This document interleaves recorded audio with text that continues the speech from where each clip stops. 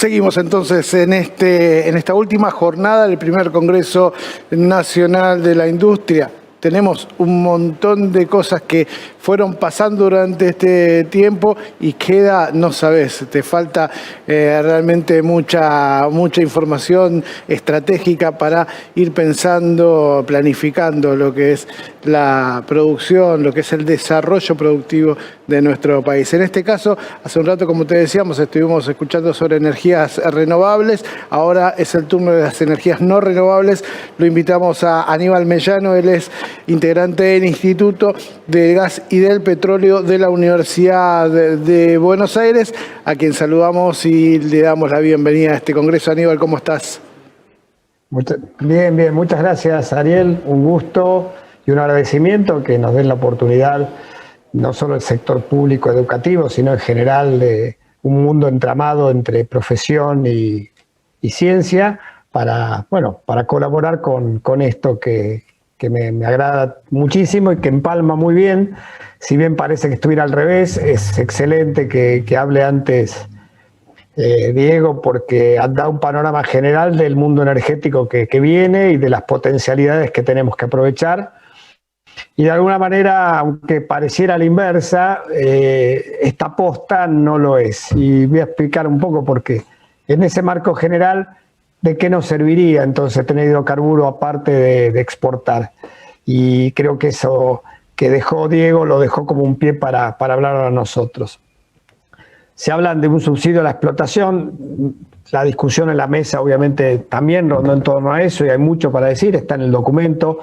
Sería largo y complejo extendernos sobre el debate, que además de alguna manera es un debate político macro valioso lo que aportamos, que está escrito, pero que en este momento y ya arrancando los motores de que el Estado Nacional ha decidido impulsar Vaca Muerta con subsidios propios del Estado, y quiere decir del pueblo argentino. Por lo tanto, esto en definitiva es un mensaje no solo a los gobernantes, sino es un diálogo con nuestros industriales, nuestros profesionales, nuestros estudiantes y todo el pueblo que quiere imaginar para dónde podemos ir, porque no hay un camino único. La siguiente, por favor.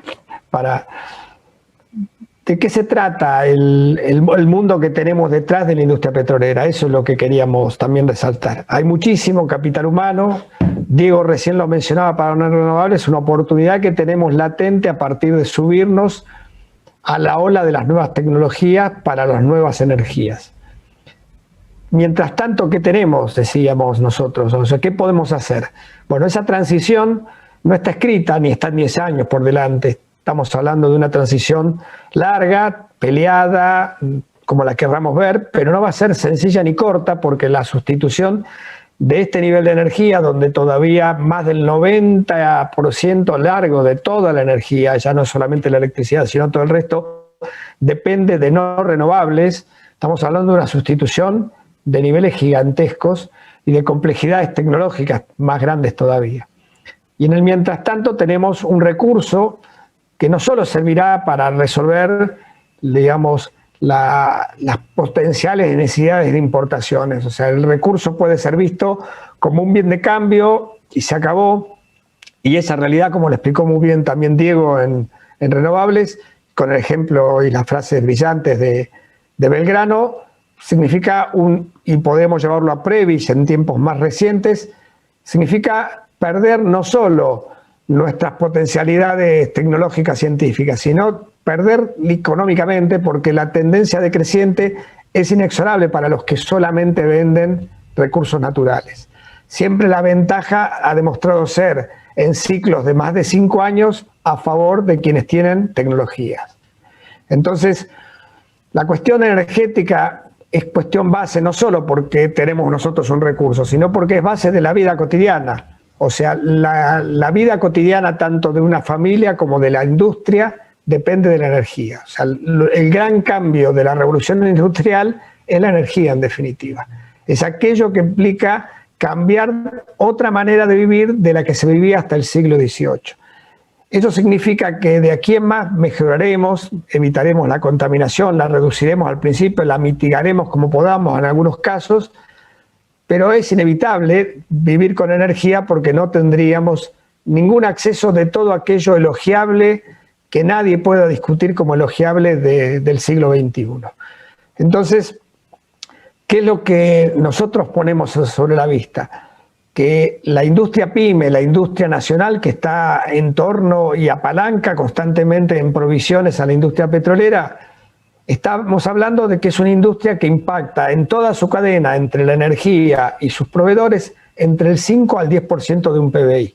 O sea, es una renta muy grande toda esa industria, la renta petrolera más toda la industria pyme que existe alrededor, no solo desde los servicios, sino es mucho y más especialmente las que tienen muchísima tecnología en servicios y en bienes de capital y bienes de todo tipo, que ahora vamos a ver.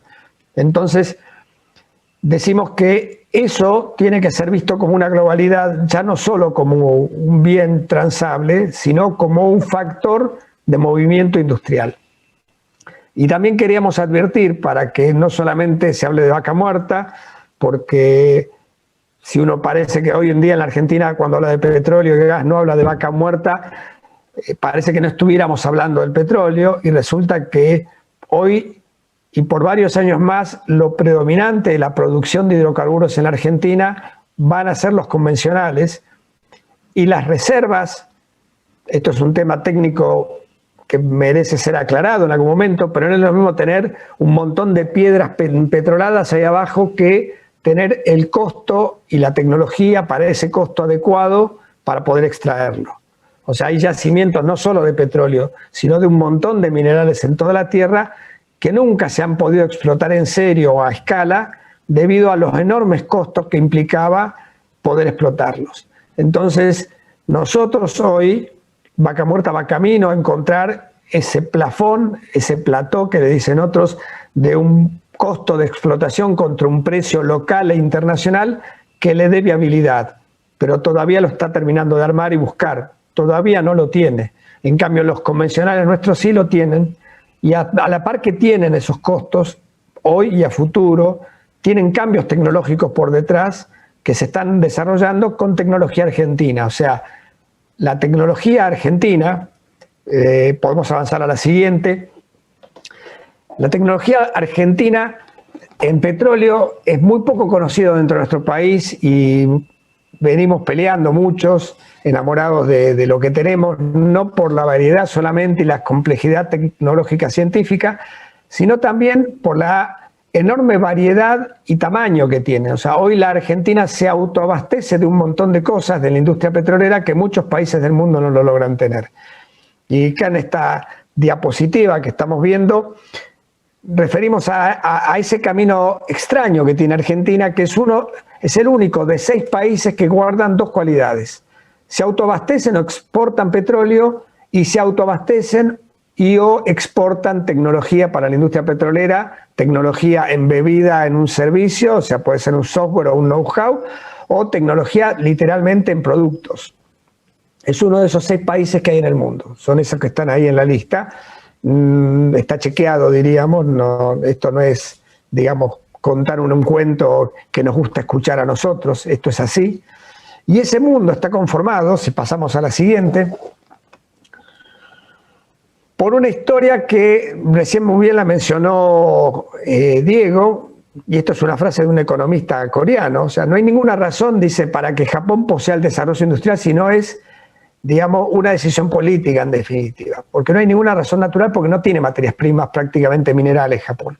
O sea que todo su desarrollo se basó en importar materia prima y energía especialmente, y desarrollar tecnología para su transformación. Y hoy en día ya hace décadas que exporta tecnología para poder seguir importando materias primas.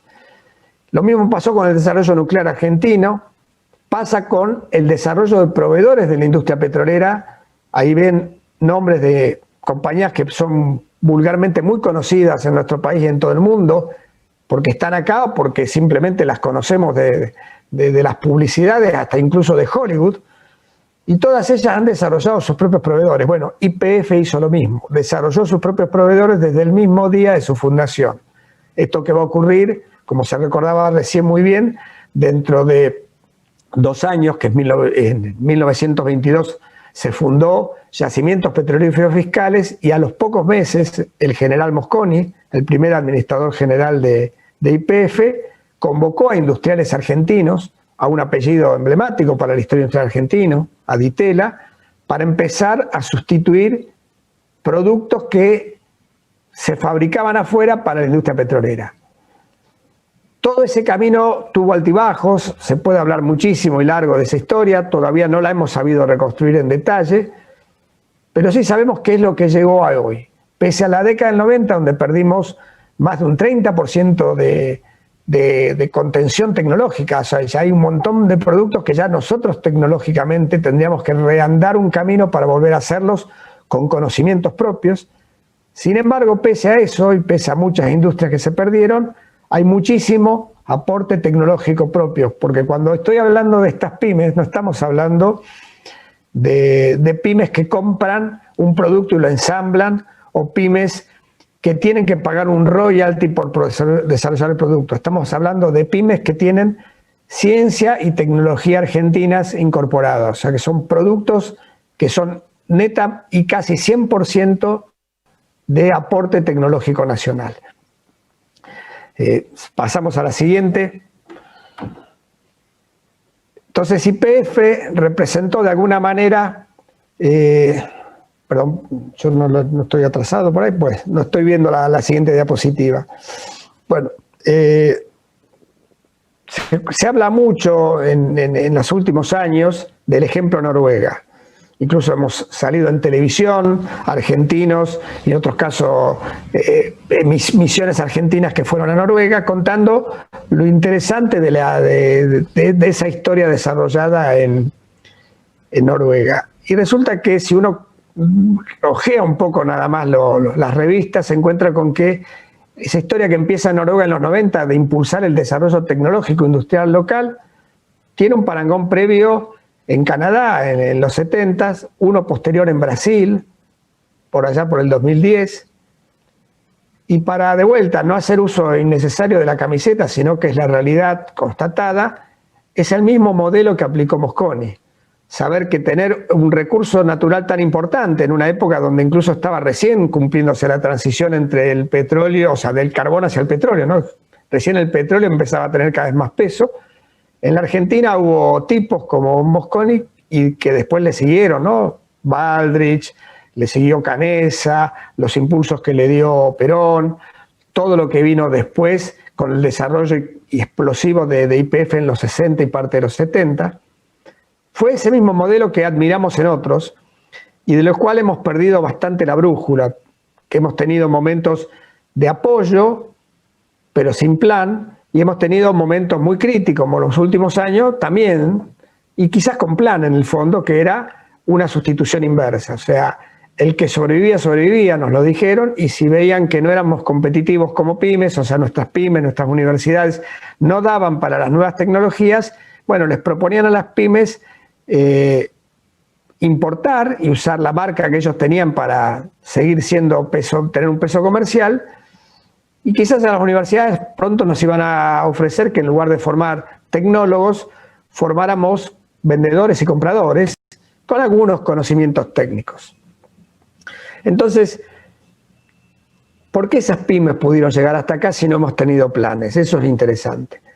Y llegaron hasta acá porque pudieron cumplir con demandas tecnológicas de certificaciones y de calidad muy elevadas que son de la industria petrolera. O sea, nos trajeron las normas internacionales y nos obligaron a cumplir con eso. Y así tenemos como compañías como Chevron, Total, Shell, Exxon, etcétera, digamos, que vinieron y tomaron áreas en Argentina, concesiones, se han abastecido en una enorme cantidad de rubros, en un 100% de pymes nacionales, cumpliendo los mismos estándares que sus proveedores de país de origen, que son los que normalmente los abastecen a ellos en cualquier lugar del mundo. Y la ventaja de nuestras pymes no solo es que tienen tecnología, sino que la conocen lo suficientemente bien como para adaptar, para desarrollar nuevos productos acordes con las necesidades locales. ¿Y por qué hablamos de necesidades locales? Porque la industria automotriz, la electrónica, son ejemplos de industrias casi 100% globales. El petróleo lo es en parte y no todo. ¿Por qué? Porque no hay que olvidarse que el petróleo es minería también. Nace como una explotación minera y no deja de ser una explotación minera que depende de las cualidades, de las propiedades que tiene el petróleo y el lugar geológico en el cual se desarrolla. Entonces eso obliga muchas veces a adaptaciones fuertes. La siguiente, por favor. Entonces hemos llegado con más de 400 pymes tecnológicas en la Argentina, que implican probablemente una sustitución de 1.000 a 2.000 millones de dólares por año, y con una capacidad exportadora todavía desconocida porque exportamos muy poco, porque es muy difícil, sin un plan estratégico de exportación, que cada pyme individual exporte. Es largo de explicar, pero para simplificarlo, la industria petrolera es tan conservadora como la industria militar. Cuando pega saltos tecnológicos, incorporar novedades, innovaciones, perfecto. Pero mientras no las tiene, se mantiene con sus proveedores. Entonces no es fácil que una pyme argentina sola por el mundo logre convencer a una gran petrolera o una mediana petrolera que adquiera sus bienes o sus servicios. La siguiente, por favor. Ya estamos llegando a un final. Esto es un mapa, no lo vamos a leer. Todo esto que entregué, por supuesto IPA y el Movimiento Nacional de la Pyme y los organizadores del Congreso pueden disponer como quieran, no tiene copyright, es un trabajo de alguna manera personal y al mismo tiempo colectivo. Es para que vean desde el centro de la industria y de las actividades principales de la industria petrolera, desde la exploración, la extracción hasta la comercialización, todo lo que hay de industria pyme argentina. Eso que leen ahí es solamente una parte, si no la letra se achicaba ya demasiado, de industria pyme argentina. Pasamos a la siguiente, casi la penúltima, y se va viendo el remate. Todo eso dicho más fácil, no es para que lean todo esto, esto es un resumen, pero voy a un punto principal. Más del 90% del mercado siderúrgico y metal mecánico es provisto en la Argentina, desde una gran industria como Tenaris hasta pequeñas industrias, muchas muy pequeñas, que hacen productos muy sofisticados, metalúrgicos, siderúrgicos. En el área de las geociencias también, la Argentina es un exportador de geocientíficos, término genérico que no está homologado por el mundo de los geólogos y los reservoristas, me disculparán, pero que es la forma que logré sintetizar todo aquello que va desde el geólogo que hace las exploraciones más básicas a todos aquellos que están involucrados en las perforaciones, en el fracking, en nuevas tecnologías de explotación de los yacimientos. Después, es muy variable la composición, así es como hay grandes maquinarias, enormes maquinarias que no se pueden proveer en Argentina porque dejamos por el camino nuestro know-how. Hay otras que aún pueden tener, tienen existencia y tienen altísima competitividad. ¿Qué tenemos de capacidad instalada? Y el promedio es que estamos usando un poco más de la mitad en los últimos 20 años. Hay momentos donde se llega a la capacidad instalada, pero siempre estamos por debajo y a veces muy por debajo de la explotación de la capacidad instalada. Eso significaba oscilaciones en los planes o falta de planes que hicieran un continuo en el desarrollo de los yacimientos, pero también falta de planes hacia la industria propiamente, porque a veces hay tendencias a subsidiar, como lo mostró muy bien Diego en renovables, la instalación de parques renovables sin mirar al mismo tiempo escalonamiento de industria argentina, lo cual significó pasar por arriba todas las potenciales industrias argentinas y transformarnos en puros importadores y financiadores del desarrollo industrial de otros. La siguiente.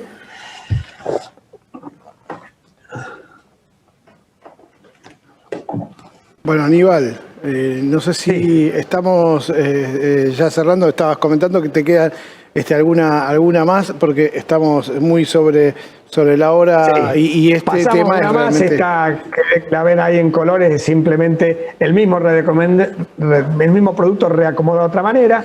Sigo a la última o penúltima. Bien. Entonces,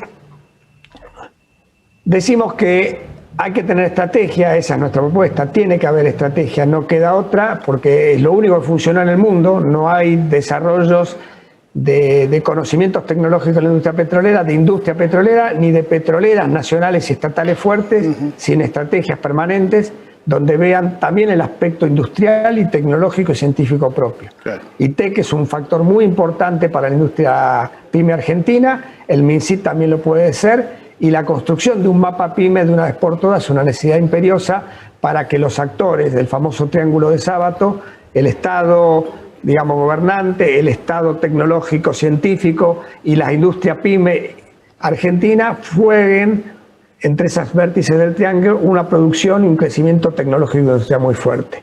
La última, ahora sí, el cierre, dice: podemos transformar los recursos naturales en oportunidades tecnológicas e industriales, como se hizo en 1922. Debemos industrializar más y con el mayor contenido tecnológico. Tenemos un enorme entramado científico que puede ayudar a producir un nuevo salto industrial. O inventamos o perdemos. Vaca muerta tiene que servir para hacerse pie. Muchas gracias. Gracias, Aníbal Mellano, la verdad muy interesante, y va a estar IPA y todo lo que es la organización de este congreso a tener a disposición completo informe que han presentado en el día de hoy en el marco de la mesa.